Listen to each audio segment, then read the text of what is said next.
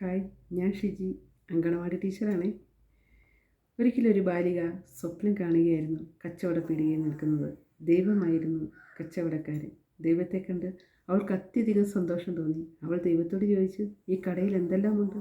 ദൈവം പറഞ്ഞു, നിനക്ക് ആവശ്യമുള്ളതെല്ലാം. അവൾ ഒറ്റ ശ്വാസത്തിൽ ചോദിച്ചു, എനിക്ക് സ്നേഹം വേണം, സന്തോഷം വേണം, സമാധാനം വേണം, സമ്പത്ത് വേണം, ആരെയും പേടിക്കാതെ ജീവിക്കാനുള്ള സ്വാതന്ത്ര്യം വേണം. ദൈവം അവളോട് പറഞ്ഞു, നീ ആ ബോർഡിലേക്ക് ഒന്നുകൂടി നോക്കിയേ.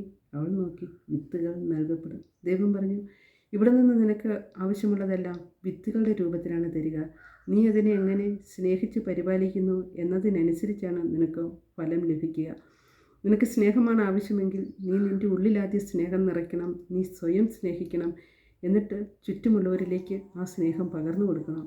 അപ്പോൾ നിന്നിലേക്ക് സ്നേഹം ആകർഷിക്കപ്പെടും. നിനക്ക് സമ്പത്താണ് ആവശ്യമെങ്കിൽ നിൻ്റെ സാങ്കല്പികതയിൽ നിൻ്റെ ഉള്ളിൽ നീ ആദ്യം സമ്പത്തിനെ സൃഷ്ടിക്കണം. ചുറ്റുമുള്ളവരിലേക്ക് ആ സമ്പത്ത് സ്നേഹത്തോടെ പകർന്നു കൊടുക്കാൻ എത്തിക്കണം.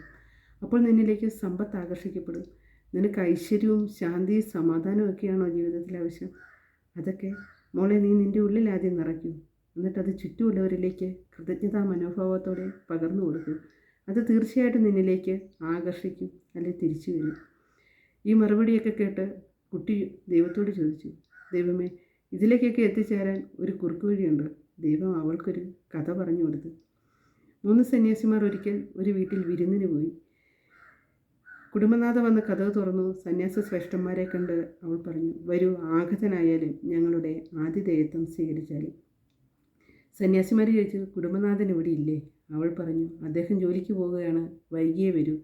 അവർ മറുപടി പറഞ്ഞു, കുടുംബനാഥൻ വരട്ടെ, അദ്ദേഹം വന്നിട്ട് ഞങ്ങൾ അകത്തേക്ക് വരാം. വൈകുന്നേരമായി. കുടുംബനാഥൻ വന്നു. ഭാര്യ വിവരങ്ങളെല്ലാം അദ്ദേഹത്തെ ധരിപ്പിച്ചു. അദ്ദേഹം പുറത്തു വന്ന് സന്യാസ ശ്രേഷ്ഠന്മാരെ അകത്തേക്ക് ക്ഷണിച്ചു. വരൂ, ആഗതനായാലും ഞങ്ങളുടെ ആതിഥേയത്വം സ്വീകരിച്ചാലും. സന്യാസിമാരും ഒന്നാമൻ എഴുന്നേറ്റ് പറഞ്ഞ്, ഞാൻ വിജയമാണ്, എന്നെ നിങ്ങൾ ക്ഷണിച്ചാൽ നിങ്ങളിലേക്ക് വിജയം കടന്നു വരും. രണ്ടാമത്തെ സന്യാസിയായിട്ട് പറഞ്ഞു, ഞാൻ സമ്പത്താണ്, എന്നെ നിങ്ങൾ ക്ഷണിച്ചാൽ നിങ്ങളിലേക്ക് സമ്പത്ത് കടന്നു വരും. മൂന്നാമത്തെ സന്യാസി എഴുന്നേറ്റ് പറഞ്ഞു, ഞാൻ സ്നേഹമാണ്, എന്നെ നിങ്ങളിലേക്ക് ക്ഷണിച്ചാൽ ഞാൻ നിങ്ങളിലേക്ക് സ്നേഹം ചൊരിയും. കുടുംബനാഥൻ എന്തു ചെയ്യണമെന്നറിയാതെ ഒന്നമ്പരുന്നു. അവർ പറഞ്ഞു, ഭാര്യയുമായി കൂടി ആലോചിച്ചിട്ട് മറുപടി പറഞ്ഞാൽ മതി. അദ്ദേഹം അകത്തേക്ക് പോയി ഭാര്യയും മകളുമായിട്ട് കാര്യങ്ങൾ ചർച്ച ചെയ്തു. ഭാര്യ പറഞ്ഞു, നമുക്ക് വിജയത്തെ ക്ഷണിക്കാം. നമ്മുടെ മകൻ തുടങ്ങിയ ബിസിനസ്സുകളൊക്കെ പരാജയപ്പെട്ടുവല്ലോ. വിജയത്തെ ക്ഷണിക്കുവാണെങ്കിൽ അവൻ്റെ ബിസിനസ്സുകളൊക്കെ പുരോഗമിക്കും. നമ്മൾ തുടങ്ങിയ കാര്യങ്ങളെല്ലാം പരാജയത്തിലാണ് ഇന്നുവരെ കലാശിച്ചിട്ടുള്ളത്. അപ്പോൾ നമുക്ക് വിജയത്തെ ക്ഷണിക്കാം. കുടുംബനാഥൻ പറഞ്ഞു, വേണ്ട, നമുക്ക് സമ്പത്തിനെ ക്ഷണിക്കാം. സമ്പത്ത് നമുക്ക് ഐശ്വര്യം കൊണ്ടുവരും. നമുക്കൊരുപാട് കടബാധ്യതകളൊക്കെയുണ്ട്, അതൊക്കെ വീടാമല്ലോ. സന്തോഷത്തോടെ നമുക്ക് ജീവിക്കാൻ പറ്റും. ഇതൊക്കെ കേട്ടുകൊണ്ടിരുന്ന മകൾ പറഞ്ഞു, നമുക്ക് സ്നേഹത്തെ ക്ഷണിക്കാം. സ്നേഹമുണ്ടെങ്കിൽ ഈ പരാജയവും കടബാധ്യതകളും എല്ലാം നമുക്ക് തരണം ചെയ്യാൻ പറ്റും. നമ്മുടെ കുടുംബത്തിൽ സ്നേഹമാണ് ഇപ്പോൾ ഏറ്റവും ആവശ്യമെന്ന്. പണ്ട് മുതലേ അങ്ങനെയാണല്ലോ. മക്കളുടെ അഭിപ്രായത്തിനാണല്ലോ മാതാപിതാക്കൾ മുൻതൂക്കം നൽകുക. അങ്ങനെ അവളുടെ നിർബന്ധത്തിന് വഴങ്ങി സന്യാസിമാരെ ക്ഷണിക്കാനായിട്ട് അദ്ദേഹം പുറത്തേക്ക് വന്നു.